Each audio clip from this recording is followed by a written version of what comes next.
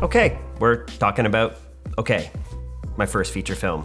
In case you didn't see my last video, we're doing a Q&A today about creating a feature. And I should mention what Okay is. It's a feature documentary about an incredible group of gifted musicians who are all on the autism spectrum. And we follow them writing and recording their first album and performing live in front of an audience. And it also looks at their personal lives and their families and what that journey has been like being on the autism spectrum. Also, take no offense.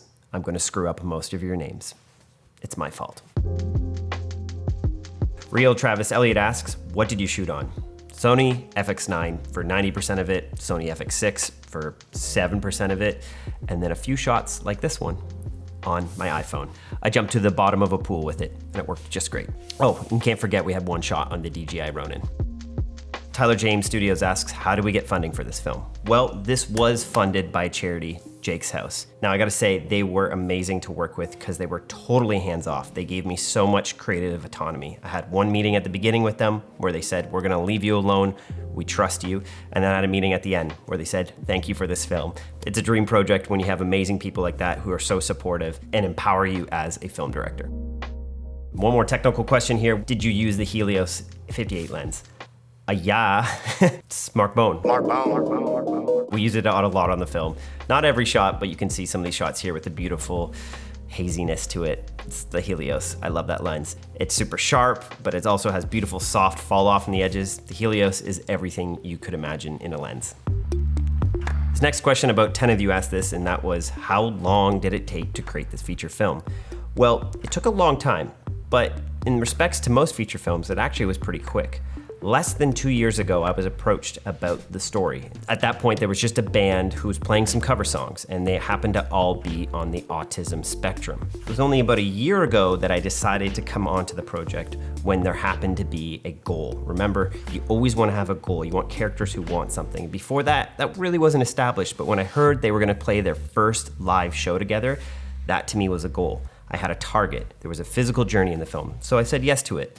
So we started shooting all through July and August, took a break from shooting, and our editor edited through September, shot a little bit in October, kept editing, then edited all through November, shot one more scene in December, and then edited through January, February, March, and had a couple more scenes along the way. All told, this film really did take a year. This next question came from Jared Smith, and that was, how did I assemble the team on this? Simply put, I like to hire my friends. And I don't just mean like, hey, you're a buddy. I want to hire my friends who have skills, because on a long project like this, I want to enjoy working with the people that I have around. It's more fun coming to set every day when I feel encouraged and empowered by the people around me. Now, if you're noticing all these fancy lower thirds in today's video, that brings us to our sponsor, Storyblocks. You see, I hate After Effects. I really do. Now, I don't hate the software, I just hate using After Effects. I hate keyframing, I hate doing graphics. It's not my thing. I want to be making films, not sitting in software. But that's where Storyblocks comes in. All of these lower thirds you've been seeing on this video, any graphic, any background, we got them off Storyblocks. Me and my team love it. They have over 1 million assets that you can use. And it's not just lower thirds. They have images, they have sound effects, they have stock video, they even have their own internal graphics builder where you can design your own animations in lower thirds. And what's great too about Storyblocks is it's unlimited use, so I can do as many lower thirds as I want. And they also have enterprising solutions. So if you're part of a team or a company, you can have multiple users on the same account. So go check out Storyblocks. I put a link below. They have flexible solutions for any type of creator, whether you're starting off or you're part of a big company.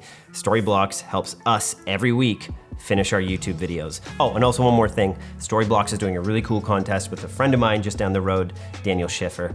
Go check that out. They're giving away crazy things like GoPros and drones. Now back to the Q&A. Next question is from Timothy James K, and he asks, how did you sustain yourself and maintain enthusiasm during the process of making this film? That's a great question, Timothy. There were some more difficult days. I think a few things. One, I had a great team around me. People like my writer, Greg Rosati, were super encouraging for me every time we got to set, making sure I felt like I was doing the right thing. Then that's making a feature film. And also too, I think a bit of my running background has helped me making films. Not every day when you go out to run is going to feel good. Not every run in the middle of that run is going to feel good either. But You know that if you keep running, you keep putting one foot in the other, you're going to get to the end. And for me, making a feature film is not always about how do I feel that day. It's about, am I shooting something that's getting us towards our goal? And if you don't know the goal of your film before you make it, if you don't know what question your film is trying to answer, then you're out there filming every day aimlessly. As we always talk about in the art of documentary, you want to be an assertive documentary filmmaker, not an aimless one. At Vanna Renown asks, is there anything that made you rethink how you approach films during the production of this feature? Absolutely, there's two things. One, I would say be patient. A feature film takes a long time. I'm used to doing short documentaries, so I often want a lot of things to be accomplished every day. But some days you just gotta go out, do a bunch of filming for a 1-minute scene. Secondly, you need to plan a bit more on the fly how you can show what people want, how you can show them trying to attain their goal, rather than telling. You see, in short documentaries, you often have one interview and you build a bunch of B-roll around that. But in a feature film, you have more time to create scenes, let life play out. So for me, I think thinking a bit more creatively about how I can help show what my characters want, rather than always just having them sit down in an interview, was something that I really learned on this project. This is a great question, and this is from Wojciech. Was battling personal standards of perfectionism while crafting the feature different from the films you're most used to?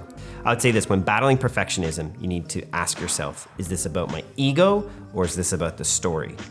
Trying to make a perfect story is important. So when you're battling that moment where you're like, I wanna make this perfect, I wanna make this perfect, and you're getting OCD, ask yourself, is this because I want to look perfect as a creator? And if it is, maybe that's not the right thing to be battling for at that moment. But if you're asking yourself, I need this scene to be perfect, I need this music to be perfect, or the way this is shot, it needs to be perfectly stable because it's going to help the story or help the audience not be distracted and be focused on the story, then pursue that. If it's about your ego, you can leave that aside. But if it's about the story, then yes, be an obsessive perfectionist. This will make better art and a better film. Just the last few questions here. Shaman Dougal says, when did you know I'm ready to create a feature-length documentary? Truthfully, I didn't really know if I ever was. I thought this was supposed to be a short documentary. But suddenly, when you have 4 main characters and we began shooting, we realized this is actually a feature film. This story can't be told in just 30 minutes. So I would say this, you'll know you're ready for a feature film when the story demands that. But practically, go shoot a bunch of short documentaries. I've been shooting short documentaries since 2007, and it's now 2022. I only shot my first feature 14 years after I started this whole filmmaking journey. I can't say this enough, there should be no inherent rush in your career. Enjoy the journey. Last question here, this is from Alec. Any ideas on my next feature-length project? Well, we'll see. Again, I have a couple film ideas right now. Oh yeah, we have actually Clear Sky. That's what Michael's directing and I'm DPing and helping produce. Lewis, who's editing this, he's cutting that. He's doing a great job. So we have another feature that we're maybe releasing this year. But in terms of projects that I'm directing, I'm gonna be going down, chasing some tornadoes soon enough. We'll see what comes of that. For me, it's about making sure the project demands feature length. Not that I'm forcing it to have to be one. Awesome. Oh, and if you wanna come see OK the Film, we'll put a link below where you can get tickets, you can stream it online. If you're in Canada, or if you have a VPN, you can watch it internationally as well. You can come to the festival, get to meet me and the team. It'll be super cool to meet some of the people here from YouTube. I'll see you guys on the next one.